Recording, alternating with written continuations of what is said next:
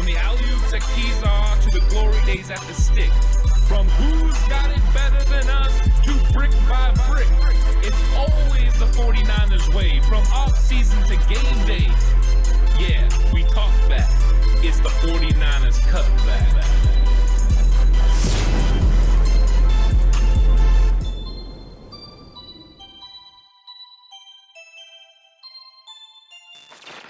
It's 49ers Cutback Podcast time. Welcome to the show. This is going to be a good one because we're going to be talking about a lot of 49ers topics, including breakout players, Alex. I'm excited about the breakout defensive players that we're going to be able to talk about. It is the 49ers offseason and in a shocking turn of events, but specifically today, more specifically, it is defensive breakout players and who these guys are on the defense for the 49ers that could break out in a huge way. So chat, if you're excited, hit the like button and the subscribe button. Hit the notification bell if you haven't already for more of these conversations. You don't want to miss them when they go live here. And also start populating chat with names that you want maybe us to talk about, or maybe guys that you think we're not even going to mention that you want to hear an opinion on. We want to hear from you, so make sure you drop them down there below. Much like Herman Cruz is already letting us know that he doesn't trust Saleh's leadership abilities. That's fine. Robert Saleh, though, New York Jet coach, not for us to worry about today. Yeah, I think Herman is actually saying Saleh is going to be with the Niners within the next 2 years. Well, yeah. All right, well, possibly. So we'll see if Saleh ends up coming back. I hope not for Saleh's case. I would like to see him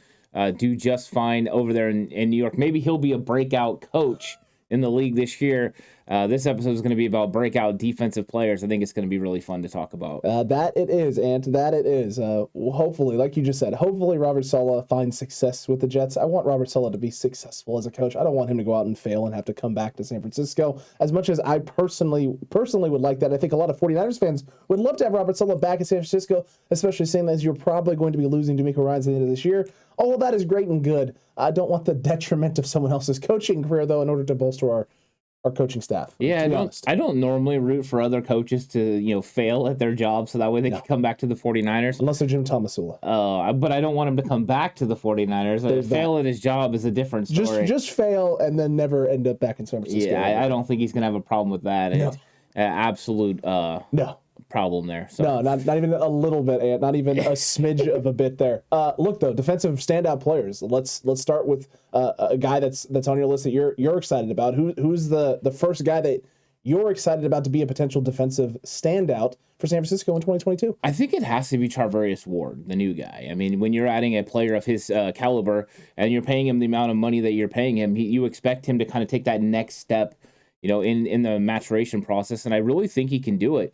And part of the reason I think that he can have one of these big years is the fact that he's going to be playing with the 49ers defensive line in front of him. Now, he played with a good defensive line, especially in 2019 with the Kansas City Chiefs. They were really good, and his numbers reflect that. He was a very good player in 2019, and he made a lot of plays, including starting 16 games for them at corner. So he's very experienced. His career, he's played a lot of games. So I'm excited about his potential being able to play, with this defense. And I think that playing with Nick Bosa and those guys in front of him, and not to mention Fred Warner being able to kind of, show everyone where they're supposed to be, I think it's going to be really good for Ward. I would agree with you on that. I think it would be great for Ward in that sense and in that regard. But look, the reality is with Charvarius Ward is, I don't know. I don't know what to think. I do think this is going to be a breakout defensive player, but here's the thing. Will people consider this a breakout if he puts up the numbers that he put up in 2019 and in 2021 with Kansas City, where he has a couple of picks, has a lot of pass breakups, has some tackles, doesn't really give up anything huge or crazy? Are people going to consider that breakout? That's the only issue I have, is I think 49ers fans have a kind of ridiculously high standard, because I thought Emmanuel Moseley had himself one hell of a year last year. No touchdowns given up at all. And there are some people who were not high on Emmanuel Moseley's performance and did not think he played that well at all. And I've heard a lot of knock on Emmanuel Moseley and people wanting him to move into the nickel, or, hey, this guy can't be our number two, even though last year he was pretty much our number one from week 2, week 3 on, once he was healthy. I expect Charvarius Ward to put up the same kind of numbers, maybe a little bit more in the pass defense category, maybe more pass breakups. I don't know what it is about the Niners and secondary players. It just seems like interceptions don't happen. It just doesn't occur unless your name's like Richard Sherman or Akilla Witherspoon in that 2019 season very early on, where it seemed like they were racking up a bunch. It just doesn't. It hasn't happened a lot, so I'm not going to hold my breath on it. But if he puts up those types of numbers right there, Ant, it would be absolutely huge for the secondary. Yeah, and you know what? You know who was one of our breakout players last year? Emmanuel Mosley. Oh, shocking. And Mosley had himself... the guy we did the video about because he was the man for the job? Yeah, exactly. Oh, okay. He was the E-man for the job. Exactly right. You know, and I think that we're going to see a little bit of a rise here from Ward. Now, he's going to be expected to do a lot more as cornerback one. He's going to be lined up against, you know, some really good receivers, especially in the West, but all throughout the entire league. And not to mention the AFC West. There's going to be a lot of players there that he's going to have to go against, but he has a lot of familiarity with those players. He's been able to lock those guys down. I think we see a little bit of a rise for him. I wouldn't be surprised to see him make the Pro Bowl, and I think that is good enough for San Francisco's defense. Not to mention going ahead and adding Jason Verrett's wisdom. Jason Verrett and him have become fast friends already. There's going to be some things there that's going to help. Also, Verrett and Emmanuel Mosley's versatility, being able to add them with him. You're going to be able to move them inside and out, and there's going to be a lot of flexibility for DeMeco Ryans to be able to institute things that benefits every single one of those players and their skill sets. I do see scenarios, and this is where I think things will change this year compared to previous seasons since the Niners have been relevant in the Kyle Shanahan era as coaching, as far as coaching goes. You now have a guy in Charvarius Ward that may present you the opportunity, Ant, to not just be flexible with him, but literally stick him on a guy. Yeah. Especially if he's dealing well in that game, right? Handling well. He's been shut down, locked down on the outside. If he's been following Cooper Kupp around or whatever, and they start moving Cooper Kupp into the slot, doing different things with him, they may sit there and go, hey, you know what? We know you have flexibility. We know you can play inside, outside. You've done it all in this league. We're just going to ride the hot hand right now. You're hot. We may stick with you, and you may have a little bit more of that because of the versatility of Verrett to play outside. Mosley can play outside. You don't necessarily have to put these guys on one side of the field. I think you would love to be able to just do it that way, but in worst case scenarios, someone's not on their A game that day, and Charvarius Ward is. You have a guy that you might trust now to go, hey, you know what? Today, you just right there. The rest of the way, you worry about that guy. Yeah, and now DeMeco Ryans doesn't have to worry about putting a safety over the top all the time. True. I mean, that was one of the problems with having Ambry Thomas out there, or Deommodore Lenoir, or Josh Norman, whoever it was opposite of Emmanuel Mosley, was he continually had to put a safety over the top. And when he didn't, a big play happened. That's when somebody made something happen. And then touchdowns happen. I was watching that Cincinnati game, you know, and that's one of those things that happened. As soon as Ambry Thomas was singled up, boom, touchdown, that quick. And you just got to worry about those things happening. So I think with Charvarius Ward, it's going to change the way DeMeco Ryans is able to approach defense. And I'm excited about that opportunity. Very, very much the case. And look, I'm extremely excited about what this guy Charvarius Ward can bring to the table. I'm also excited for the entirety of the cornerback room. Because for a guy like Ambry Thomas, for a guy like Deommodore Lenoir, Womack, for everyone that they have in this room now that they've brought in these past few years, the pressure is off to develop and be a guy that can straight up lock down right now on the outside opposite of Charvarius Ward, opposite of Emmanuel Mosley. You have time to get your feet wet, kids, get developed, get an understanding of what's going on in the system, what is expected of you, and how to perform at the level you need to perform, and then turn around and take care of business when the time comes. When you're drafting these guys 3rd, 4th, 5th, 6th, 7th round this late in drafts, you know, asking those guys to come in right away and be the dude right away is a big burden. It's a tall order. It's a tall task. That was the case for Ambry last year. Yeah. And it wasn't just that, Ant. It wasn't just that. It was also, hey, let's do this after having a full year off from COVID and not having played football at a high level. That's ridiculous amount of pressure. That's a huge learning curve. It's a huge growth curve. So having this guy in there too bolsters the room, not just in terms of your front end right now, in terms of guys that you trust to get it done, but bolsters the back end as well because it gives them more time. It buys them an opportunity to get to a point where you can make tough decisions in the future, which if you're the 49ers, you like having tough decisions to make in terms of who plays on your roster and who needs to go. Yeah, I mean, they were definitely thrust into it. You know, Deommodore Lenoir and Ambry Thomas were thrust out there and expected to make some plays in a big way. And, you know, for the most part, they did a pretty good job. I mean, they had their struggles, of course. But, you know, with Ambry Thomas's case, like you said, I mean, he sat out a full year in 2020. That's no joke. Like, that's hard to come back from not getting all those reps, stepping away. Also, not getting that, you know, grind with your body, not continually doing all the workout things you're supposed to do. And I'm sure he's going to be bigger. He's going to be stronger. He's going to be faster and more in tune with what DeMeco Ryans and this defense is asking him to do.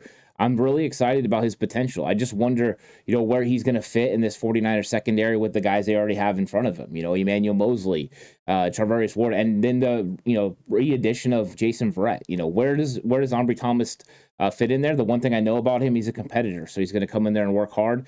And let's see how it all shakes out. And Jason Verrett's got to get healthy too. So we'll see what happens with that cornerback room. But I'm a lot more confident in the cornerback room this year than I was last year. Definitely the case, Ant. Definitely a deeper room, definitely a more talented room at the top, and some guys in the middle and back end of that roster that we've seen play in big games now, and know that there's not just something there, Ant, but with time, it can only potentially get better. So you feel really good about where this room sits compared to last season, where it was just question marks galore, and then injuries galore, and then we were sitting there having to rely on Josh Norman. So there was that. The peanut punch was fine early. The peanut punch was fine early.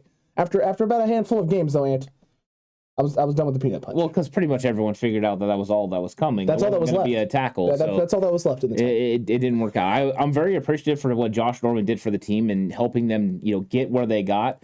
But it's definitely something that you don't want in the long term. So I'm glad that they're able to move, to these younger players and really good players. And I think it's going to be interesting that we're going to have two potentially undrafted free agents that are going to be starting at the cornerback position between Mosley and Ward. It's looking like that's going to be the case. And depending on what happens with Jason Verrett and his health and where he's at by the time we get to season, is he ready? Is he not? If he is not ready, then one of the guys I do expect to be a breakout defensive player that may even push to keep that job long-term would be Darqueze Dennard, a guy that the Niners are very, very high on. He's definitely bounced around the league a lot, but there seems to be a lot of trust there, and there seems to be something within him that has kind of been kicked to another gear, and a switch has been flipped. He's kind of found and refound his identity in himself on the football field in terms of what he wants to be, what he needs to do, and how to go do it. So it's definitely a guy that I think could be a breakout player, but it really is going to come down to the health of Jason Verrett, because if Jason Verrett is healthy, Ant, I don't think a healthy Jason Verrett is losing out on a position to be on the football field or on this active 53-man roster to anyone else in the cornerback room. Yeah, I'd be really surprised if that happened. I mean, the versatility that Verrett has to be able to play inside and outside is probably unmatched with all the other players. I mean, the other players are good, but they can't do the things and change the direction the way he does. Accurate. But coming back from an ACL is no joke. Now, I think he's done it so many times that he's definitely going to have an understanding of where he's at. This is not his first walk in this park. No, and I wonder if he's going to be ready to go when training camp starts. Could this be one of those things that lingers into the year, or is he going to be able to go? But Dennard's a good player to bring up because the 49ers definitely like something about him, or they wouldn't have brought him back. And they wouldn't be teasing that role of him starting at the nickel spot, whether that was Fred Warner, D'Amico Ryans. So I think he's going to play into the 49ers' plans for this season. I think he has a good shot to make the team. So we'll see what happens. But Dennard's another guy with versatility to play outside and then now moving inside. And if the inside is really the spot that they want him, this could be a thing that pushes his career to the next level and allows him more longevity. And he's not going to be out of the league, which it appeared he was after last year. Well, Jay and the Bay just gave us a Huff and Banks breakout players this season, and we'll get to that. We'll get to at least one of those guys, Jay, in a little bit. Yeah. Heather with the 49 Super Chat. Shout out to having Ombre Thomas's mom in chat. And if that is Ombre Thomas's mom, number one, welcome to 49ers Cutback. And number two, you raised yourself one heck of a young man. Yeah. Shout out to Mrs. Thomas. Absolutely. Yeah, well done. Absolutely. Yeah. And glad to have you here, and glad that your son is a member of the San Francisco 49ers. And who's another guy on your defensive breakout list that you're looking at this year that you think could be a star, could be someone who explodes onto the scene for this defense and making potentially life for the 49ers a living nightmare in 2023, especially if a contract's coming up or something. Yeah, and the contract is going to be coming up, and this is going to make Lou all kinds of excited because I'm about to go with Samson Ebukam. Oh, boy. Ebukam was a guy that, playing for the Rams, we got to see him a lot, but he played an outside linebacker role. His, the things that he was asked to do were different from what he was asked to do when he came to play for the 49ers and Chris Kasarik, where primarily he's playing with his hand in the ground now, coming off the edge in the wide nine and playing opposite of Nick Bosa. He only started 11 games for the 49ers, but had a lot of production, 4.5 sacks, including a nice stretch run at the end of the year where I felt like he was finally coming into his own, admittedly in his press conferences last week, talking about the fact that he was still developing his pass rush moves and that some of the moves weren't working early on and they started to develop later. I think that he's going to have himself a nice year, and I think there's, just some of the things that go along with that, including being able to play for Chris Kasarik for a second year. I think you just get better the longer you're with Kasarik, and we've seen other guys that, leave and then end up coming back, and I think he's going to have himself a big year, and it's a contract year. He's motivated. He wants to go out and get a lot of money, and I think he's hoping the 49ers are going to pay him, but we'll see what happens. Look, Samson Ebukam and what he could be adding to the table and what he could be doing is huge for San Francisco. I think year 2 for playing for Chris Kocurek, like you brought up, Ant, is probably the biggest thing. Just because we've seen the development of a lot of members of this D line and the jump they take from year 1 to year 2 to year 3 to year 4. I mean, however long they're ending up here or staying in San Francisco, it ends up being a kind of a big deal. Not to mention the fact that you said he started 11 games last year. He recorded the most quarterback hits in his career last season in San Francisco, making this shift. And this is a guy who, when he first came into the league, was originally playing inside linebacker for the Rams and then moved to outside linebacker in that hybrid 3-4 defense, playing out in space, coming down to the line and rushing, and is just fully starting to make that transition. And we're seeing this sort of blossoming. We also saw that from Charles Omenihu as well last year coming in. Jordan Willis. I mean, this seems to be the case with a lot of Chris Kocurek guys. You give them about half the season, and all of a sudden things start to click, even if you bring them in at the halfway point. By the end of the season or at some point during said season, once they're here with Chris Kocurek, things start to click and gel, and it's like, man, I can't wait till he gets a full offseason. Hey, I can't wait till he gets 2 full offseasons. Hey, I can't wait. That's what Samson Ebukam is basically leading towards right now. And a lot of people talked about, hey, if they're one of those talented edge rushers, we move up and get one of them. You might not have had to, because you have Samson Ebukam sitting here ready to explode in 2022. Yeah, he's got freakish athletic ability. I mean, the dude is crazy fast. Got a really good first step. I was watching the Bengals game. He made a couple big plays on Burrow as well. And I think that the added depth around him is going to allow him some versatility. The fact that they moved Armstead in last year, it definitely changed the way that people played defense against the 49ers, and the 49ers were able to kind of move people around, and that was big for Arden Key. And I think that's going to be big for Samson Ebukam this year. I think he could get moved inside sometimes. There could be some flexibility there, whether it's Kamoko Toure or Charles Omenihu that play next to him. I think at times you're going to see Ebukam matched up one-on-one with the guard, and that could be a problem for opposing offenses. So I'm excited about seeing what his production could be, coming up this season, because I think he's going to come into his role now, and I think Chris Kocurek now understands how to use him. And because of Armstead moving inside and the added players they've added around him, there's going to be a lot of big plays in his future. I would 100% agree with you on this. And look, I have to stick on the D-line, because I think the D-line is the area where, as a fan, number one, as a fan, and number two, as a coaching staff, you're looking for the breakout. You're looking for the guys to be the breakout players, because you have tough decisions to make. You have a lot of guys on one-year deals.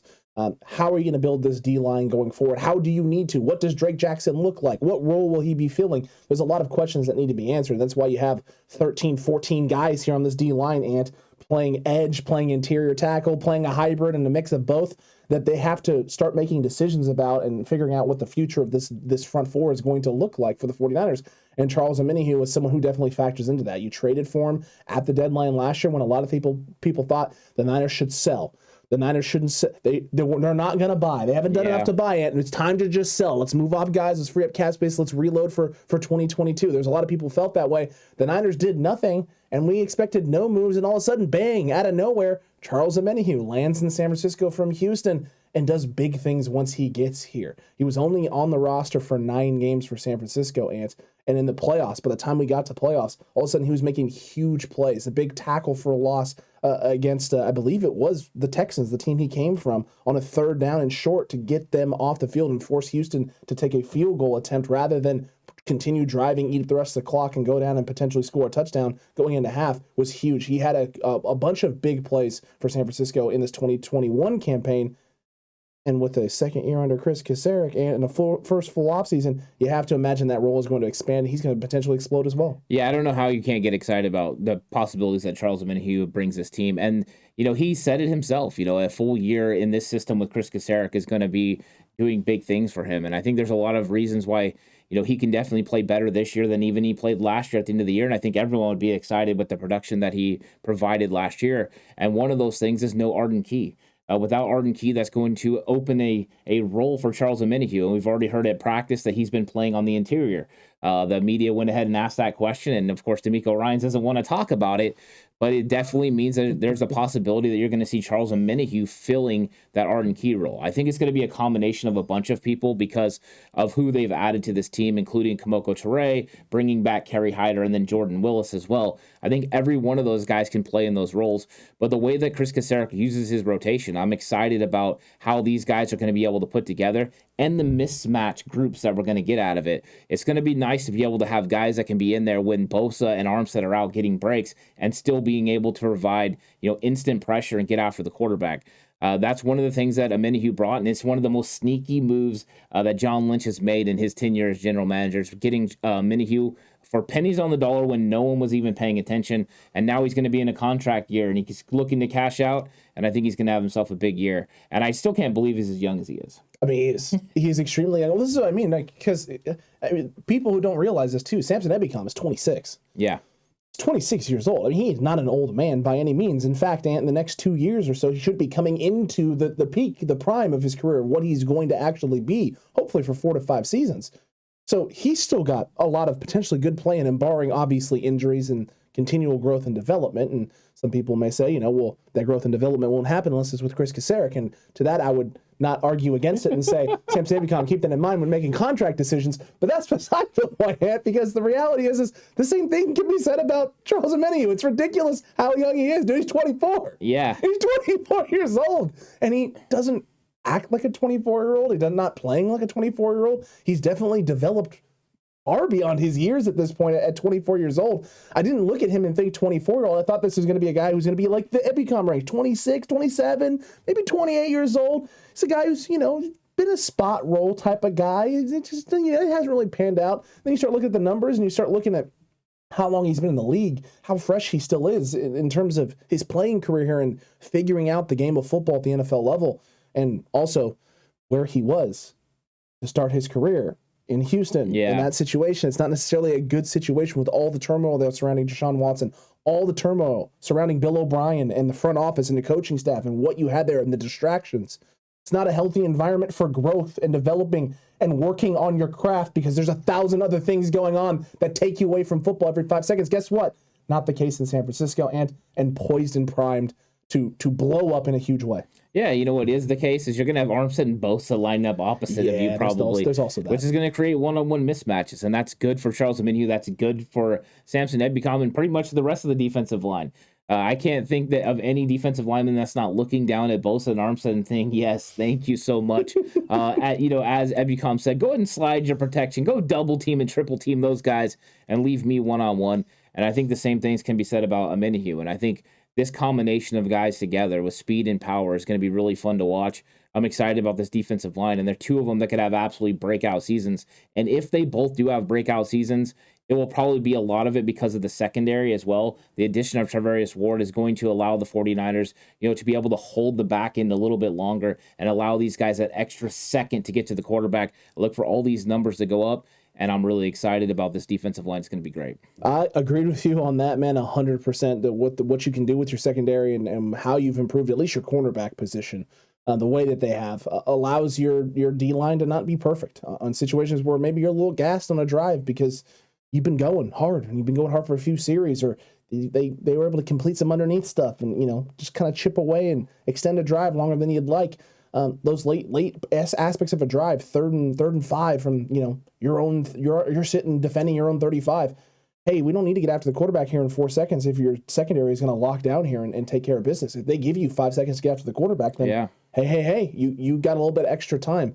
And I've seen enough from Charles Omenihu and Samson Ebicom to believe that this continued development and growth is not going to end, is not going to stop. What we've seen just out of Jordan Willis during his time in San Francisco gives me big hope, because when we looked at Jordan Willis when he first came in, we saw a guy who had a lot of upside and potential, but there were some concerns in terms of his athleticism and ability to explode, and can he really be the explosive edge rusher with flexibility that could, be a guy who, not replaces, but is behind D Ford? Like, is that what this could be? I'm very excited about what Charles Omenihu brings to the table and what Samson Ebicom brings to the table in terms of their role and how they can play it. And the best part is, too, Ant, the way that they filled this D-line roster out in terms of the names they brought back, the guys they brought in, the versatility that they all possess. We saw last year what the Kevin Gibbonses of the world, right? What this rotation could do. I feel like the pieces that they have now replacing a Kevin Givens type player, replacing Kentavious Street type roles and things of that nature, are better. They can do it better. They can do the Arden Key type role to the same level that I believe Arden Key can. Yeah, I mean, I definitely think they added the depth, and the depth that they added maybe even is an improvement over the guys they had last year.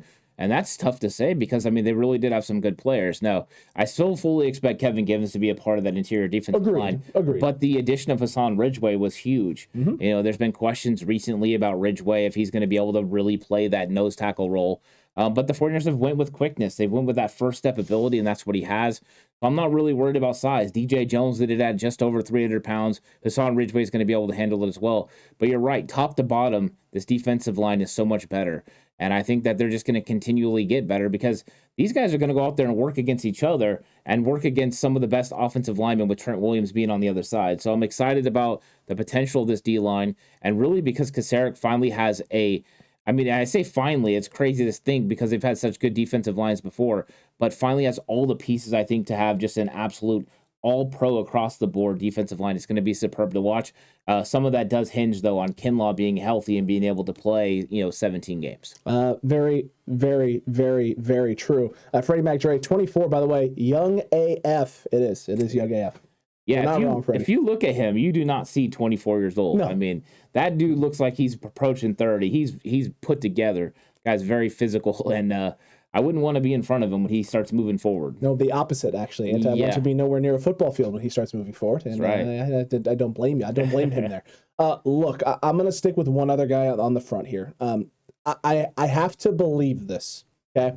I have to believe that Javon Kinlaw is going to break out this year. And some people will be like, well, break out how? Break out and just actually be on the field and healthy breakout, or like break out in a big... I think what we're going to see from a Javon Kinlaw is not a dominating sort of performance and role like we saw out of DJ Jones this past season and the numbers that he put together and how incredible it was, and us sitting there going, can we really move on from DJ Jones? Can we do this, 49ers and faithful?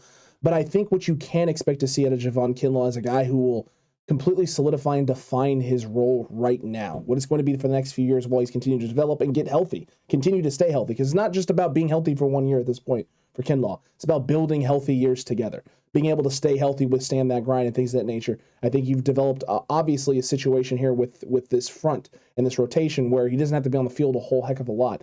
But what I do expect to see from Javon Kinlaw this year is explosion off the ball, being able to get in and make some more tackles for loss. I think if he's able to do that this year, I expect him to be a breakout guy that solidifies his role as the run stopper, the guy who comes in to enforce the run with Eric Armstead so you don't lose anything that in your run defense, kind of like we did last year. Last year's run defense and what that 2021 defense was able to do to stop the runs, get into your run fit situations, and prevent teams from moving the chains by running the football.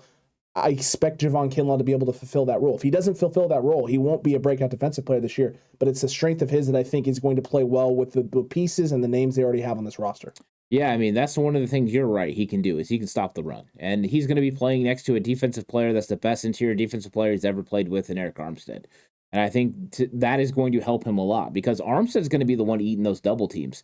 They're going to be sliding protection towards Nick Bosa. There's going to be possibilities for Kinlaw on early downs to get after the quarterback. I think he's only going to be on there early downs. I think he's going to be a 2-down defensive tackle in this league. But he's one of those guys that has a quick first step and has a lot of power and size. And the fact that he slimmed his frame as far as fat, but added more lean muscle, I mean, the guy looks freakish.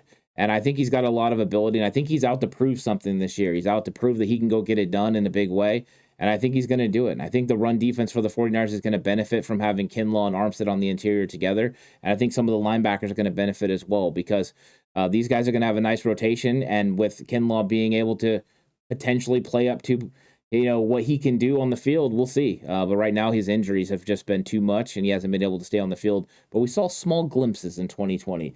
So I'm hopeful that we're going to see those glimpses become, the norm for Javon Kinlaw. I hope that is the case as well, Ant. But who's the next guy on your list that you're looking at to be a breakout defensive player in 2022? I think it could be Talanoa Hufanga, and I think we're looking at some of the things that people are saying about him. The fact that he played, 41% of snaps, defensive snaps last year, I think is impressive, which means he was on the field a lot. When it comes to Hufanga, he's one of those guys that's got a natural nature to find the football. Like he just wants to go get it, and he makes plays happen. I think he's working his butt off. But one thing that was big for Hufanga was just understanding what he was seeing and understanding the system. And I think from what D'Amico Ryan said, now he understands what the offense is trying to do to him. And that's a big part of the game, is understanding what the offense is going to try to do and then being able to get there. Because Hufanga's speed is always questioned. But if you understand what the offense is going to do, you have a heads up and you can get there a little bit early. That's whether you would hear the term football fast. There's guys who are fast and there's guys that are football fast. I think Talanoa Hufanga can be football fast because he's a student of the game and he really understands what it takes, to be a safety in the league. So I'm looking forward to potentially him having a breakout season. I like that, Ant. I do like that a lot, and Talanoa Hufanga definitely could. For me, it's another one of those things where if he is the starter, I do expect him to break out, but I'm not convinced yet. I'm not convinced he is going to be the guy. Yeah. Now, granted, there is a lot of things leaning that direction. The comments from D'Amico Ryans, what he has said, how they've been building him up. Then again, I don't expect them to not build up a second-year player in their system that shockingly, Ant, to my knowledge, I did not know this pre-show, 41% of snaps last season. That's a lot of snaps. Yeah. That's a lot of snaps played. They did turn and lean on him a lot. He was the guy, the next man up behind Jaquiski Tart. And guess what? Jaquiski Tart is not here. Yeah. He is not around. He is not available. Can Georgia Odom solidify that spot? Is Tarvarius Moore being back from injury enough to supersede and supplant him? Maybe. Was the reason why he was the next man up because Tarvarius Moore wasn't available? Or is he just better than Tarvarius Moore? Training camp is going to determine and decide these things. It's going to let us know where this is, where this stands. And look, I think if at the beginning of the year Tarvarius Moore isn't healthy, then Talanoa Hufanga will be the guy, and this will be his opportunity. He will need to break out, because if he wants to hold that job, a guy like Tarvarius Moore isn't just going to come in and just sit on his hands and do nothing. Yeah, and I think, one of the things that D'Amico Ryans is going to have to do is know his strengths and weaknesses so he can put him in opportunities to be successful, because these opposing offensive coordinators, they know that Talanoa Hufanga is the weakness on the defense in the secondary. And it's not so much him around the box or him, going ahead and making big hits, but in coverage. I mean, if you look at the secondary and you have Emmanuel Mosley, Jimmy Ward, Hufanga, and Tarvarius Ward, who do you think you want to attack? I want to isolate Talanoa Hufanga and go after him because I've seen the struggles that he's had, over the years, especially last year as a rookie, but also at USC. I think that when it comes down to it, Hufanga is going to get better and better. So I'm excited about his potential. But I do think right now he's going to have to be the one that steps up at a higher level, because I think he's the one that's going to get picked on by other teams. Fair. I mean, the teams would be smart. Teams would be smart to go after Talanoa Hufanga. And if they're not going after Talanoa Hufanga, Ant, then I guess I just don't know anything anymore. I don't know. I guess I just don't understand how this game of football works and how you're supposed to play chess and what area you're supposed to be attacking. Jag with a $2 super chat. Thank you for that, Jag. At TCC, if we go 9-8, but Trey improves, is it a good year? No. Thank you. Not by the standards at which Kyle Shanahan and John Lynch, have put forth for this team, yes, and the standards that this organization historically has. You go out and you try to win championships, and the 49ers owe it to Trent Williams, George Kittle, and these guys that are coming back, Deebo Samuel, to go out and try to win a championship. Now, would I love for Trey Lance to get better? Yes. But guess what? I expect Trey Lance to get better while winning football games. The whole argument was, from a lot of people, was we can win with almost any quarterback. Look what we're doing with Jimmy Garoppolo. I'm not one of those ones that believe that. Correct. But if that's the case, we should be able to win with a rookie quarterback in Trey Lance, who I believe, sky is the limit for. Mm-hmm. But you definitely need to win. Every opportunity you have to win, go win. So no, I think that wouldn't be a good year. I think that's one of those things. I don't know why we do that. Why winning is always a good year. These things are, they can be mutually exclusive, right? You can go 9-8, Trey improves, and it can be a net positive in the long term, right? For the franchise and the organization, it can be a net positive.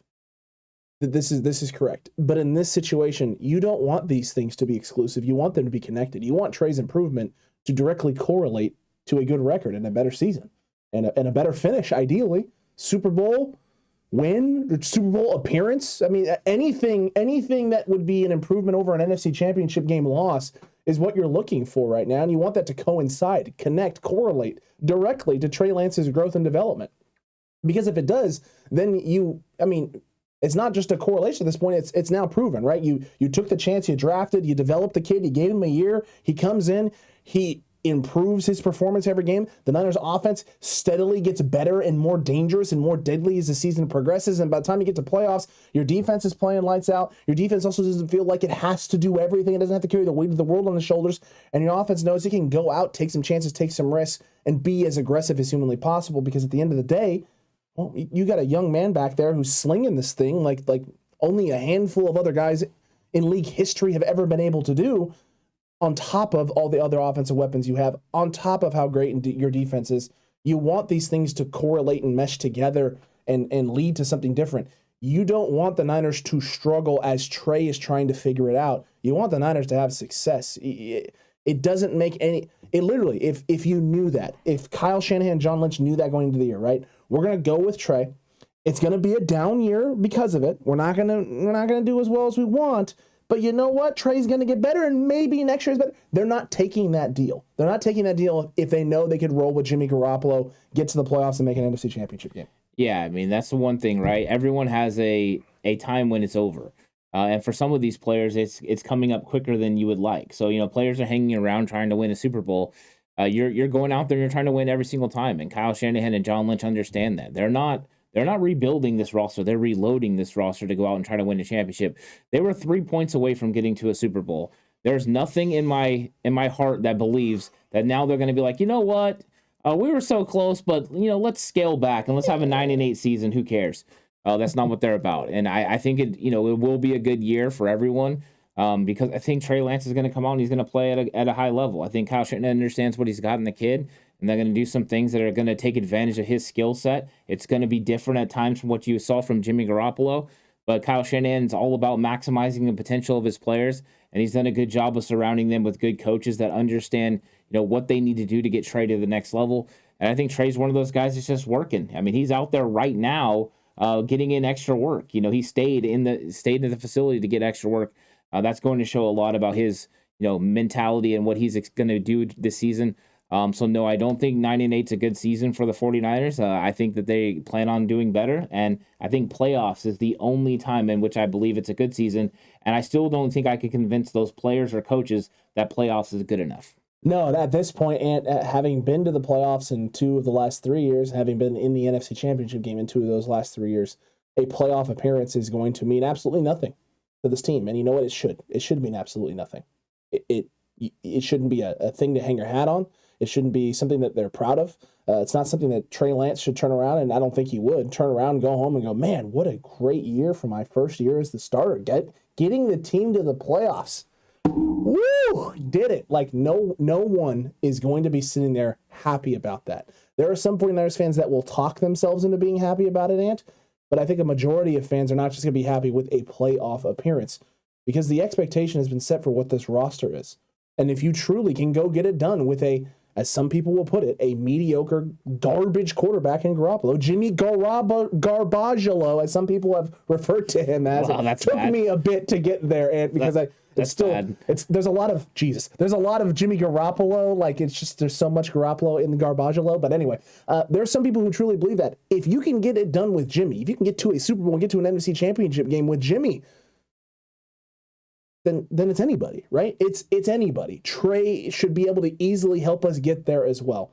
And look, I think Jimmy has done a lot of good. He's done some bad. He hasn't been healthy, and we haven't seen a lot of that out of Trey Lance, which is a positive thing because that means that Trey Lance isn't just a blank slate, and he was a blank slate when he came into San Francisco because he doesn't have a lot of quarterbacking experience under his belt, but he's been being molded by Beck. He's been being molded by Kyle Shanahan. He's been molded by his teammates, his experiences, the playbook, what he's seen, what he's learned.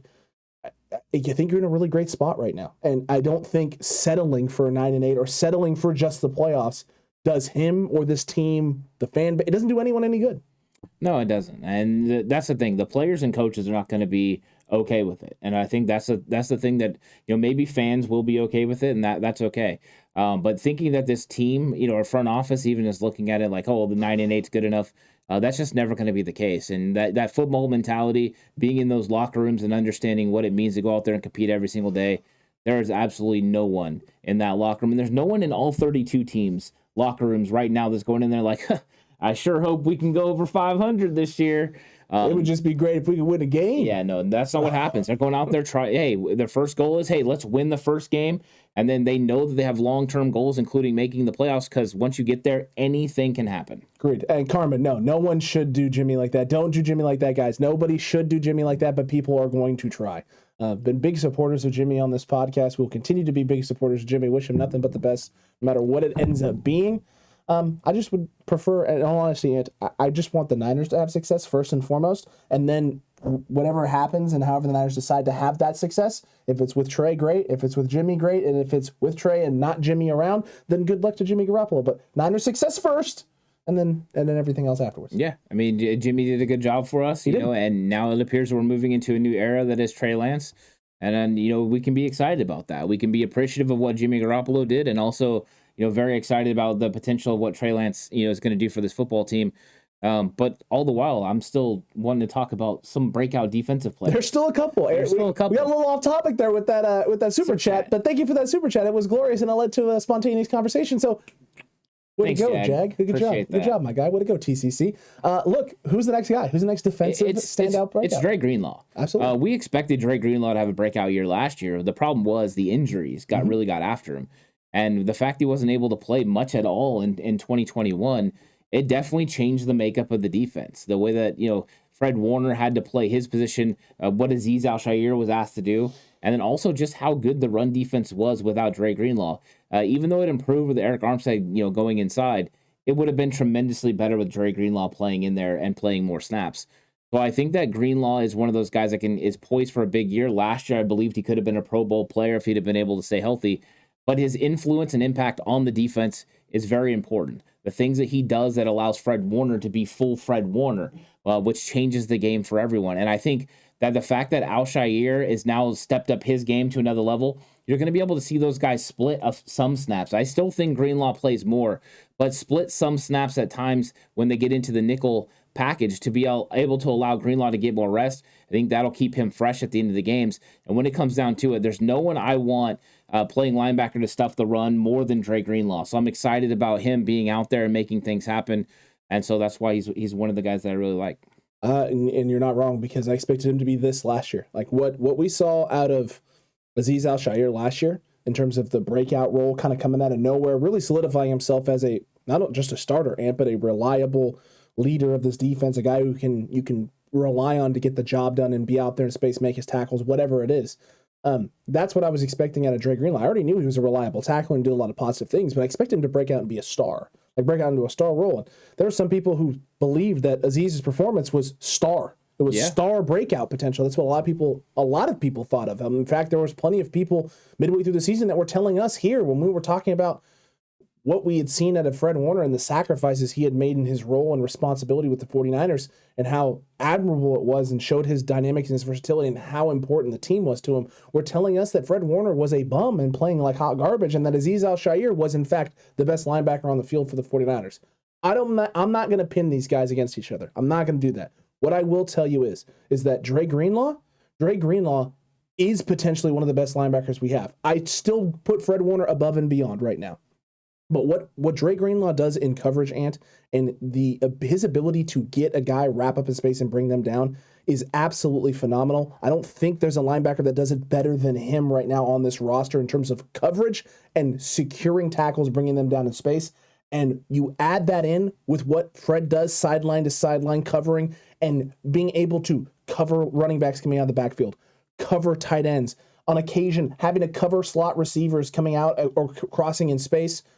His reads, his understanding of the defense, how he fits in the run scheme, and his versatility. The fact that you can put him at middle linebacker and you can flop him out to the outside. And as we saw against Arizona last year, you can stick him halfway out in an outside linebacker position, having to cover the swing pass and the bubble screens, and then demand that he come inside and cover in the box. You had his skill sets, Azeez Al-Shaair's and Dre Greenlaw's together, and you're going to get the best version of all three. But I think Dre's the one that possibly shines brighter than anyone else. Yeah, those three linebackers are terrible at throwing the ball, though. They throw out the scenario first really pitch. Bad. Not good. Maybe they should have put Flanagan Fowles in. He was there. Maybe he can throw better. But I'm going to say doubtful. You're right when it comes to Greenlaw. He is an absolutely fantastic tackler. That's something he does at a high level. I don't think there's a linebacker, maybe in this league that tackles at the rate, that Greenlaw does, as far as when he gets his hands on you, you're coming down. So I'm very excited about this linebacker group together. And I think that's part of the reason that I'm excited about Dre Greenlaw, because I don't think he's ever, even though they had Quan Alexander for part of the year, Dre was a rookie. Now he's coming into his fourth year. He's going to have an understanding of what to do with a linebacker group that's this good, not to mention a defensive line that's going to be in front of him, that's going to be able to stop the run with Kinlaw and Armstead on the inside. I really think that this could be one of those times where he doesn't have offensive line coming at him and he's poised for a big year. We know that Azeez is going to be the flash linebacker. He's going to make plays in the backfield. He's going to flash around and make plays. But Greenlaw is the stable one. He's going to make sure he does all the right things. He's kind of like the Iceman. He lulls you into a bad situation and then makes the play. Just does it right every single time. And I like that. So I'm excited about Dre Greenlaw. And I think I'm going to be even more excited when I see him strap up, that he's healthy. Because this linebacker group together, like you said, with the Fred Warner in the middle, being able to make all the calls that he makes and the understanding of the offense, they're going to be hard to stop. They're going to be very hard to stop. And look, Dre Greenlaw is just one of those guys, too. The energy he brought once he got back to this roster last year, late in the season, although it was only for a game, late in the season, and then in the playoff run, and once he was back in the fold with this group, the energy that he brought to the table, what he was able to add to that linebacker room, to the defense, is absolutely phenomenal. It's absolutely incredible. And you saw how much this defense struggled identity-wise at times, almost, in terms of how they wanted to cover what guys were going to be in what spots, what guys' roles and responsibilities were. When Dre is not out there, when he's not available, this defense takes a little bit of a downtick. It's not a huge downtick. It's not a disastrous downtick by any means, because he wasn't out there for most of the season. And in a shocking turn of events, Anthony Niners' run defense was phenomenal. Yeah. No one was expecting that, but it was nonetheless, and you can credit your front four for that. But imagine how dominant it's going to be with Dre out there on the field. Imagine how good it's going to be able to know you have a linebacker out there that you can stick on wide receivers in the slot and feel very comfortable about what they can do, covering running backs coming out of the backfield, allowing Azeez to be able to fully unleash his potential to just get downhill, get after the quarterback, send him on blitzes, and also at times just focus on run stopping and not worried about coverage out in space and things of that nature, because it's not his strength. It's not a strength of his. It's really not, and that's okay. It's okay that it's not a strength. Yeah. But also giving Fred Warner a defined role, defined responsibilities, so he can go be the best version of himself, instead of being like, hey, Fred, this week we need you to do this. Also this. Also this. Don't forget this. Fred, there's also this other thing. When this happens, you got to do this. No. Fred, this is your responsibilities. Go do this really well. Dre's got the rest. Yeah, and what's going to be fun, too, is the blitzing that's going to come from this linebacker group. Dre Greenlaw is a very, very talented blitzer, and I think the 49ers missed that a little bit. But what they also missed was the flexibility to be able to blitz Fred Warner, because they didn't have Dre back there anymore. And Azeez was hurt a little bit during the year, too. In fact, Azeez is still kind of nicked up. True. So they got to get him there. And well done, everyone, picking up on the Iceman Top Gun reference. Very true. Thank you for that. Later, Marvin. Yeah, peace out.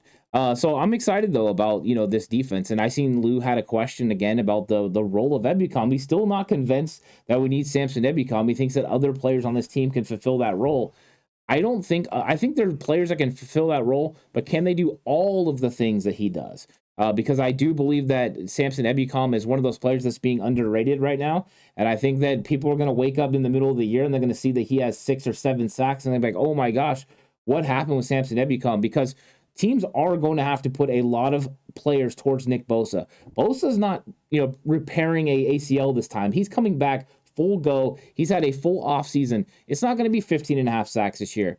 And I think the only way that they can keep him to that kind of number is to do what they were doing to his brother last year and triple team him. And if they're starting to triple team Nick Bosa, that means you're singling up everyone across the board. Somebody's getting home. And Armstead's going to be able to put pressure on from the inside, funnel them right to Ebukam. It could be a huge year for him. It could be a gigantic year for him. I'm actually really excited to see what it's going to be. And look, I think the thing with Samson Ebukam that a lot of people forget is versatility. The amount of versatility he has, because this is a guy who can also cover. He can go out in space and cover. He's shown to be absolutely phenomenal against stopping the run and setting the edge on early base downs, which is a problem. It's a problem that the Niners have had in terms of run defense and being able to not let teams get huge chunk plays and huge run situations on first down and put them in 2nd and 5, 2nd and 6s. Giving them positive down in yardage there on second, third, and potentially 4th down if you got 4th and 1, 4th and inches.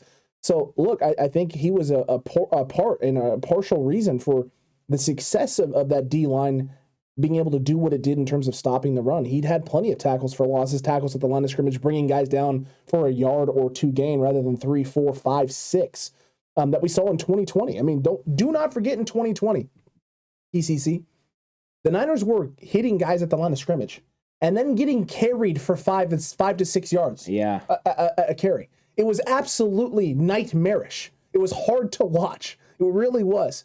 That didn't happen with this group. Ebicom was a part of that, scraping down the line. Him and Bosa both do that extremely well, scraping down the line, coming off the backside when guys leave them free and punishing teams for having done so.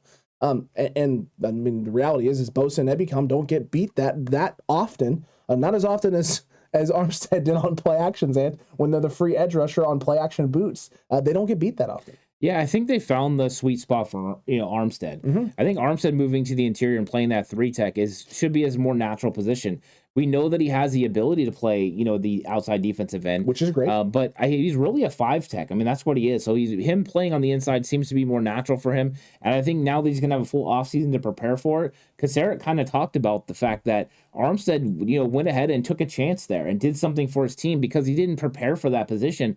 But yeah, when he was thrust into it, he operated at a high level. Now that he's able to prepare for that role, how much better is Armstead going to be? I think there's something to be said about that. This defensive line is going to be tremendously better with Armstead being inside and making that sacrifice. And I think it could also be the best sacrifice for him. He might end up elevating himself beyond what he already has been.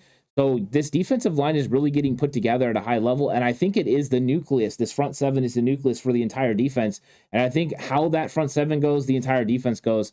So I'm excited about their potential, but it starts with stopping the run, because we saw in the NFC Championship game, the run game got going for the Rams, and when it did, the 49ers struggled a little bit, even though they did hold the Rams to 7 points for most of the game. I think that the Niners stopping the run this year is one of the main goals, and if they do it, they're gonna be able to stop a lot of people, hold a lot of teams under 17 points. Very, very true. And TCC coming through with some solid questions here and just some solid names. So I saw here from Pemer, Ambry Thomas is going to break out this year. So he's believing it's to be Ambry Thomas. So the only question I would have for Pemer is Ambry Thomas beating out Mosley or beating out Jason Verrett for that role, or are you predicting or foreseeing a Jason Verrett injury and Ambry Thomas sliding in? I want to hear from you on that. But Ambry Thomas definitely has the time at his favor, because you know what?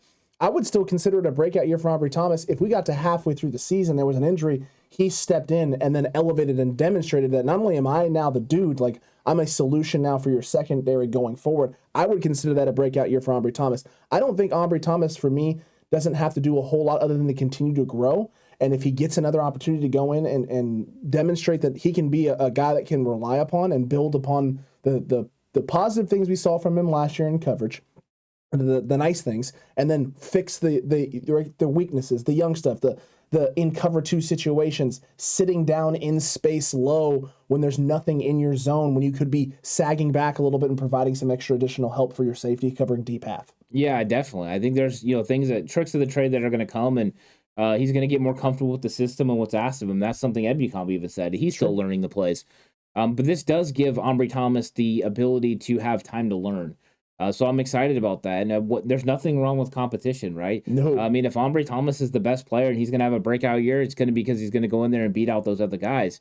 And if he does it, that's good for the 49ers. It's not bad. That means that Emmanuel Mosley, next year they can move on from him and his $6.5 million because they got Ambry Thomas ready to slide in next to Charvarius Ward. And that could be what it actually is. So I'm excited about Ambry Thomas's potential. I just don't know where he's going to find snaps this year. I think there'll be certain situations, maybe he gets in dime situations or things like that, but I just don't see very many snaps for him because of the addition of Charvarius Ward. If Ward wouldn't have came in, there definitely would have been a spot for Ambry Thomas, but the 49ers are looking to load up at the cornerback position, and that's exactly what they did in the offseason. Accurate. Francisco here, Deanda, if JV gets hurt and retires, do you see him becoming a DB coach for the 49ers in the future or some other team? I think if he was looking to get into coaching, the wealth of knowledge that he has, I think a lot of teams would love to have him, including Kyle Shanahan. I think Kyle Shanahan would love to have Jason Verrett, in and around the facility, and the way that the other players look up to him. I think he'd be a dynamite pick, and that's one of the things. Richard Sherman has spoke very highly of Jason Verrett's knowledge. The fact that somebody like Richard Sherman, who understands football at a high level, would say some really nice things about Jason Verrett. if he was willing to make that grind and get into coaching, I think 32 teams would line up to want to hire him. I mean, he's demonstrated that he can play at a high level and when healthy, and just because your body has failed you in that aspect doesn't mean the mind isn't the thing that can take over. And look, a lot of people thought that maybe JV had lost a step after coming back from numerous ACLs and numerous injuries and just not being able to stay healthy. And while it didn't end up actually being the case, the mind is the thing that probably helped him through those times and situations and practices, games, whatever, when maybe his body wasn't feeling 100% and he's not playing at his peak. But he understands what a team wants to do. He understands the scheme. He understands that offensive coordinator on the other side and how he likes to put guys into positions. And if that guy's name was Cliff Kingsbury, then he only needed to know one half of the field because the other half of the field was exactly the same, which was always nice. Thank you, Cliff. We appreciate that. But look, I think Jason Verrett is someone who definitely has a lot of avenues open after football. He's a highly intelligent guy, a highly intelligent young man, and does have a great understanding of the game itself, in and of itself. The real question is at what level, if he was interested in coaching, would he want to pursue? Because there's plenty of guys, Ant, who have kids, families, all that fun stuff, and don't want to start off coaching at the professional level. They want to go coach their kids. They want to be available to watch their kids play, be around their kids, give them some advice, be there for them and support. So if he is interested in coaching, and it wouldn't shock me, the real question is where? What are the other priorities in his life, and where does he want to be? Because it might not be at the NFL level. Yeah, I mean, if he's got a lot of priorities that would prevent him from making that full-time commitment to the NFL, which is crazy. That's why Staley doesn't want to do it. It's true. Then yeah, high school or youth football would definitely be an option. We know Rod Woodson did that. In fact, I coached against Rod Woodson a little bit. And so this is something that definitely happens. And so if he decided to do that and coach his kids, I don't think anyone would bat an eye. But he has the potential to coach in the NFL if he wants. Absolutely. He has an understanding of the game. So we'll see what happens with Jason Verrett. But, I think it was, who was it, P. Murray that said Jason Verrett's already coaching these kids. He is. P. Murray ain't wrong. He ain't wrong. He's out there doing things for these players. And Charvarius Ward talked about it a little bit. So I like that. I like that Jason Verrett's aspect and what he's adding to this team, the leadership qualities, is something that's hard to find. And so I really like him. An ex channeling his inner chiseled Adonis, if you guys don't know who that is, on YouTube. Makes a lot of commentary stuff and a lot of comedy stuff, but he always refers to the power of the dreadlocks and the DBs because he claims all the best DBs have dreadlocks, and I can think of a lot of really good DBs, including one guy named Richard Sherman, who locked down with the dreadlocks for a long time. Yeah. So there you go. Yeah, and if us being objective about a player is hate, then I guess we'll take on the hate. But we're just being objective about what we see on the field from a player. True. So that's how it is. So if it's hate on. Hate on. Ronnie Montoya, do you think with the speed of this defense, we see more blitzing this year? Ideally, I think D'Amico Ryans, if he could blitz as often as possible, would. He's a very aggressive defensive coordinator. We have not seen a tentative, timid, not wanting to be aggressive and assert himself defensively D'Amico Ryans, for gosh darn sakes, and last season on third down, whether it was third and short, third and long, if it was third down in anything, we went man and showed a lot of pressure. Whether that pressure came or not, we went man. Even in times where we're sitting there going, we don't have the horses to go man. What are you doing, D'Amico? We still did it. Yeah, exactly. I really do like the things that D'Amico Ryans did. He's one of those guys you can tell figures out what his players are really good at and then tries to put them in those situations to be successful. So if he has a player that has a lot of length and plays with length, he uses them, in certain zone matchups. I think D'Amico Ryans is a guy that understands what he needs to do for this defense, and I'm looking forward to this defense taking a next step because I think he's just going to get in more of a groove in the second year. I think there are things he figured out early on in that year. We've seen him struggle a little bit at times, but he figured it out. And by the end of the year, that defense was one of the best in the league. And I felt like D'Amico Ryans was the one pulling the strings and putting everyone in the right positions. So I expect just even more growth from D'Amico Ryans. Big Papa coming through here with but if you don't have to blitz to get home, if you can just get home with your front four, why blitz? Yeah, I mean, that's the thing. If you don't have to blitz, don't.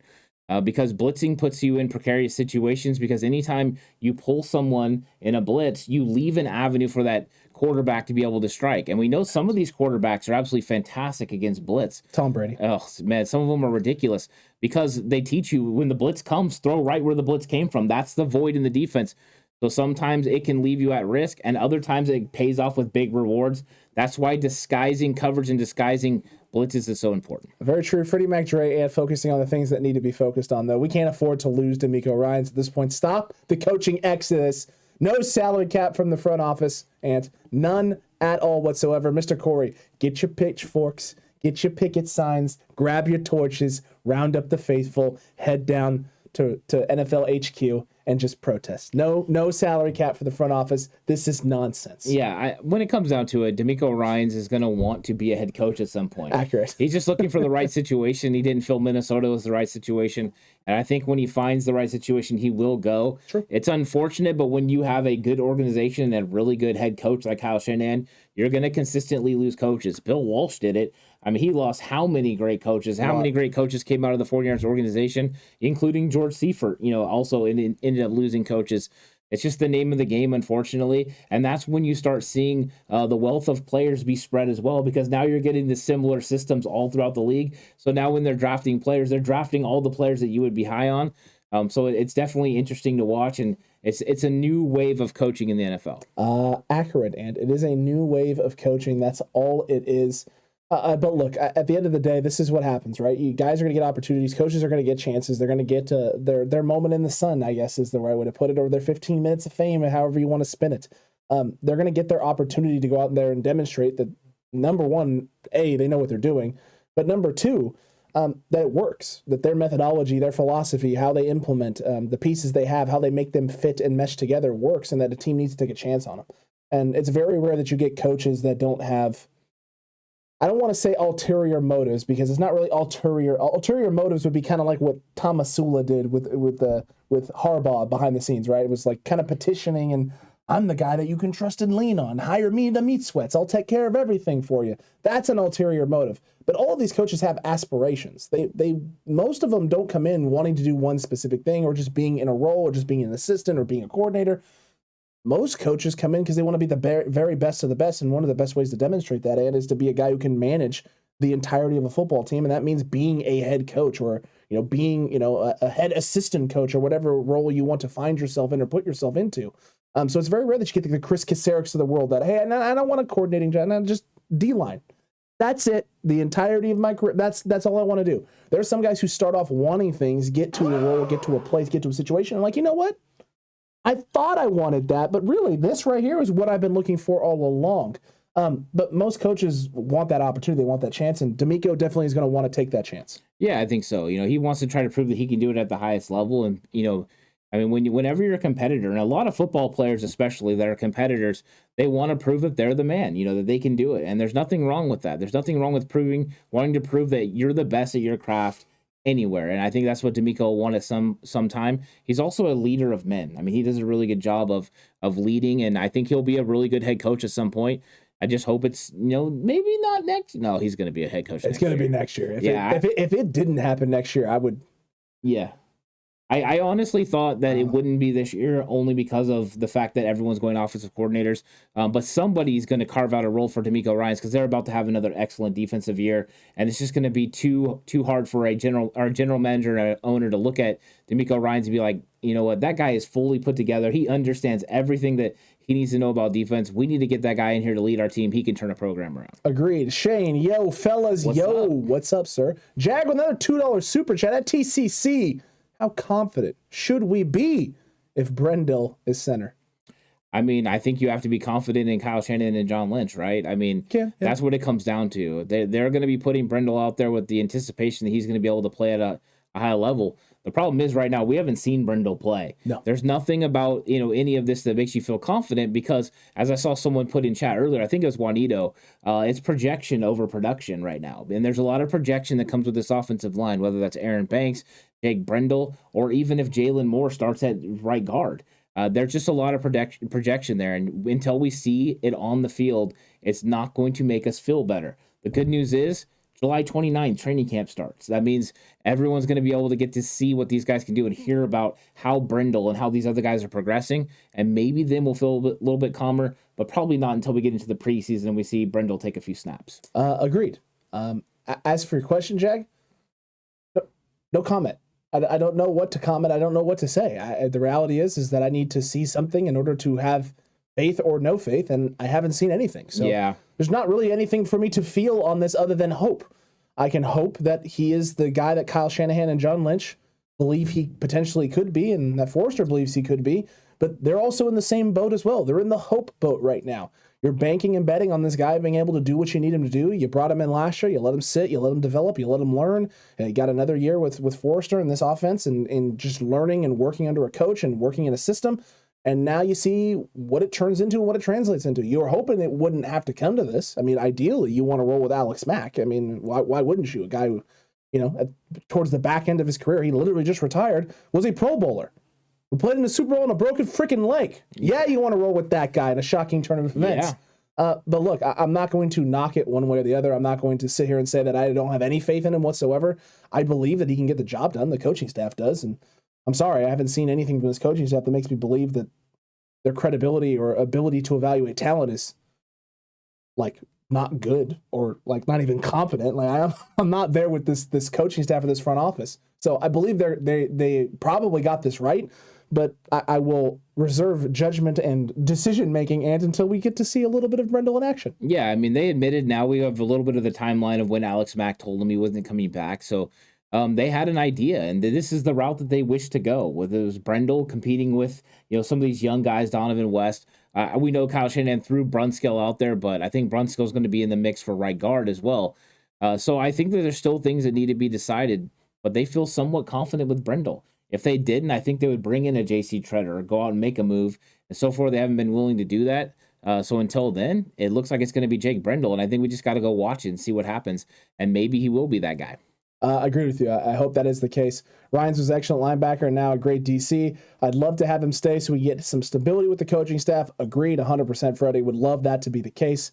But part of the problem with success and part of the problem with guys demonstrating that they can be that dude is that teams are going to come a-calling. They're going to want to bring what you brought to the table, what you added to the mix in a successful organization like San Francisco, and allow you to expand upon it and lay the foundation to let that grow and foster in their organization, with their team, with their front office and their culture, so that they can have the same success.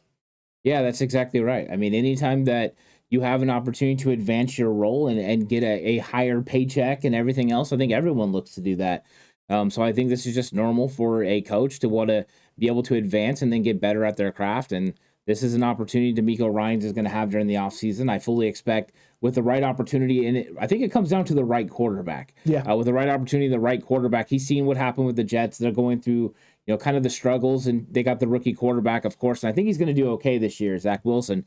But I think you would like to land with an established quarterback. And I think that's something Kyle Shanahan, has talked to DeMeco about. And there's a little bit of unsettling, with the quarterback positions around the league. So I think once DeMeco finds a spot, he'll lock in. He's going to be gone. It's unfortunate, but with the 49ers organization the way it is, they'll probably get a really good defensive coordinator to take his spot. So far, Kyle Shanahan has done a very good job of going from one great coach to another. Yes, they have continually done that time and time again, Ant. And a lot of people were questioning the DeMeco Ryans signing last year. In fact, places like PFF said the Niners were going to take a huge step backwards defensively because of a rookie, untested, unproven defensive coordinator who hadn't done a whole lot. And we're sitting there going, but there's Nick Bosa and all these other names and pieces. Like, it's going to be fine. And it ended up being just fine. So if you end up having to do it again, I'm really not worried about Kyle Shanahan and John Lynch putting the right guy in the right place, because they've done it time and time again at a lot of different spots and a lot of different positions, whether it's D coordinators, position coaches, just quality control assistants that they're bringing in to develop and groom. You don't see a lot of these quality control assistants and coming into San Francisco and then remaining quality control assistants. They're coming in, they're learning, moving on to bigger and better roles, and then getting signed away by other teams. Yeah, exactly. There's a lot of opportunity for advancement when you're with the 49ers, whether that's in the 49ers organization or outside. And that's why coaches want to be with Kyle Shanahan. Number one, they want to see how he does it at the highest level. They want to get a little bit of that knowledge, and then that way they can go, spread their wings a little bit. They're a peacock. You got to let them fly. And they're going to go ahead and spread their wings and go do things at other places. I think it's smart for coaches to come in. And Kyle Shanahan's continual, way of handling the changeover has been really nice so far. This is his biggest undertaking that he has this year. There's been a lot of changeover with this coaching staff. But I do believe Kyle Shanahan's handled it in a big way because he did also bring in some really big names like Anthony Lynn and Brian Gracie that understand how to do it at the highest level. So he went out and got guys who have never coached before, and he went and got guys that are young guys that are hungry, looking to establish themselves in this league. Absolutely. We're going to see how that pans out for San Francisco, short-term and long-term, and because there's quality control coaches sitting there waiting to see what they're going to be. And, there's still the guys they brought in now that are going to be taking over roles and filling shoes like Mike McDaniels in the short term. So we're going to see how that all plays out and pans out. But TCC, if there's any more breakout defensive players, leave them in chat right now. We've heard from the TCC, and we've heard Ombre Thomas. We've heard Talanoa Hufanga. People got very excited about Dre Greenlaw, and then Charles Omenihu and Samson had become maybe a little 50-50 with the Cutback crew in terms of how much they truly believe either one of those guys could be breakout guys. But it seems to be the case that Talanoa Hufanga seems to be the fan favorite right now for a lot of people to break out. People have a lot of questions about Kinlaw and his health. And we'll see. Maybe Ombre Thomas will shock the world. He'll surprise everybody coming in, beating out an Emmanuel Mosley on the outside, beating out a Jason Verrett for a third role there, or maybe the role to play outside, and they plan to move Mosley inside all along. We're going to wait to see and find out what happens. I don't hate when anyone beats somebody out. Nope. Whenever somebody beats somebody out, that means that they were the better player, and you always want the best player to play. Think about last year, right? Yeah. Tom Compton beating out Colton McKivitz was the shock of shocks when the 53-man roster came out, and everyone was absolutely biffed by this, baffled, can't believe it. What does this say about Colton McKivitz? It really didn't say anything about Colton McKivitz. It said a lot about Tom Compton. Yeah, and Compton did it in a big way when they needed him. When McGlinchey went down, it was unsettled at that right tackle spot. And then Compton stepped in. I mean, did Compton have his struggles in the past game sometimes? Yes. Of course he did. Yes. But in the run game, he was absolutely fantastic, and I do believe he was a big part of the 49ers being able to get to the playoffs and ultimately NFC Championship game. So, I mean, they know what they're doing. Chris Forster understands. That's why right now they've built up enough credibility when it comes to Forster and this offensive line that if they decide it's going to be Jake Brendel at center, I'm okay with it. We're going to see what happens, and we're going to see what happens. And Freddie Mac, you're not wrong. Competition makes everyone better. And as Horst always says, iron sharpens iron, folks. It really does. Yeah, that's true. And Fortall is saying Jackson is my pick for breakout. He's putting the pressure on the youngin. Yeah, I like Jackson a lot. I just think there's so much development that needs to go there. And there's just so much competition in that room. There is. I think and right now, I think he's a situational pass rusher with developmental pass rush skills. So I don't know if he's going to be able to set the edge against the run. That's one of the things that concerns me about him being able to play a lot of snaps. So I think Drake Jackson might actually be more redshirted this year. I think he'll get some playing time here and there, but I don't know what his role is going to be. I hope I'm wrong, and I hope Drake Jackson, when we get to training camp, is out there lighting it up, because I would love to see this rotation be even better with Drake Jackson being a big impact player. Agreed. I would 100% prefer to see Drake Jackson lighting up the world, Ant. But what have we seen from especially 49ers draft picks the last couple of seasons, especially second, third round guys, fourth round guys? Redshirting. 1 year development, getting ready. Shoot, we saw it for Trey Lance even. First round pick, third overall pick. 1 year. 1 year to develop and get yourself into the system and be able to operate the way they want you to operate. And then we let you roll. The only real one I can think off the top of my head that was not really in a red shirt type role where he came in right away guns blazing was Kinlaw, and that was specifically because there was injuries and he had to step in and play more than I think they would have wanted him to have to do. Yeah, I think Elijah Mitchell as well. That's true. Exact same situation, just on offense. Thrust in there because, Mostert's gone. Circumstance. Jeff Wilson Jr. is gone. Like, that wasn't the intention of what happened with Elijah Mitchell or with Kinlaw, like you said. Yeah. I think they expected Kinlaw to be a part of the rotation, but not to play the amount of snaps he was playing. So that's the only case in which these guys get out there and play big time, reps and roles. And with the fact that they had Aaron Banks set out the entire year, Drake Jackson's a pick at 61st overall. It doesn't mean he's going to be making an impact this year. I think he's going to have opportunities because with the defense, a rotation is a lot more, ideal than on the offensive line. You can't exactly rotate Aaron Banks in the middle of the game. But we'll see. Big Papa, you are correct. They did not redshirt. He didn't say that he didn't redshirt, but he said, did they redshirt Bosa? With some laughing. No, they didn't redshirt Bosa. But how many Nick Bosas, has said Fred Warner and Nick Bosa the same? How many Nick Bosas are drafted every year? Well, Bosa was the second overall pick. But how many of those Bosas are drafted every year? No, not very many. Not many. No. It's different. I mean, but there's a difference between, a top 10 pick starting in the NFL and a pick 61. You know, I think, even a pick 30. Yeah, I think there's a big difference there. And so, but, you know, Paul's right. Paul's definitely right. You know, Bosa played right away, and I expect Bosa to play right away because he was that dang good. I expected it as well. Yeah. He was pretty phenomenal. It was pretty phenomenal. Oh, it's Gary. What's up, Gary? I hope you're doing well, Gary. What's up, Gary? Gary hasn't been feeling well, so prayers still going out to Gary, but glad to see you in chat. Good to see you in chat. Hopefully you're feeling good. And yes, 2 Bosas so far. Well, there's no other Bosas coming unless, you know, the Bosas have kids and then they eventually find their way into the league. There are no more of this Bosa generation coming. So it could be because, you know, their dad played in the NFL, so maybe we'll see a new generation of Bosa someday. God, I hope it's like 4 of them. Yeah. I hope they each have 4. Yeah. Can they be predetermined to have to play for the 49ers? It'd be great. Yeah. We sign them to exclusive rights deals right now. Yeah, Nick Saban probably will. He'd be dead before they actually play for him, but he'll do it. He had a 12-year-old out there this time. Yeah. Kid's like 6'4", like 350 pounds. Yeah, I can't believe it, dude. I really cannot believe it. Look, TZZ, it was a lot of fun talking defensive breakout players with you. We still got tons more to talk about all offseason long. So make sure that you're subscribed to the 49ers Cutback right here on this channel. Make sure you hit that notification bell. Like the video if you haven't already. Share it with the rest of the faithful. And as Jess has been saying and Heather has been saying in the chat, do not sleep on becoming a channel member because you get extra exclusive content like Slightly Offsides with Ant and the Horst, as well as Hit or Miss, which has been a big hit so far. Yeah, there's a lot of cool stuff over on Patreon, and there's only going to be more and more as the, you know, off season continues to ramp up. There's always some fun stuff. So make sure you guys have a chance to check over there, be over on Patreon, also be a channel member. I think there's opportunities for you to enjoy some extra content that you don't get right here on the channel. But then we're going to be ramping it up on the channel as well. So be ready for all the content that's coming your way. It's going to be a fun off season. Of course, when we get to training camp, that's when everything really sparks out of control. From training camp throughout the season, it's going to be a lot of fun. Going to be a blast. You're not going to miss any of it. So make sure you subscribe, hit that notification bell, and Ant, I think it's about that time. Yeah, it is. So let's chalk another one up. Later, TCC. Catch you on the flippity flip.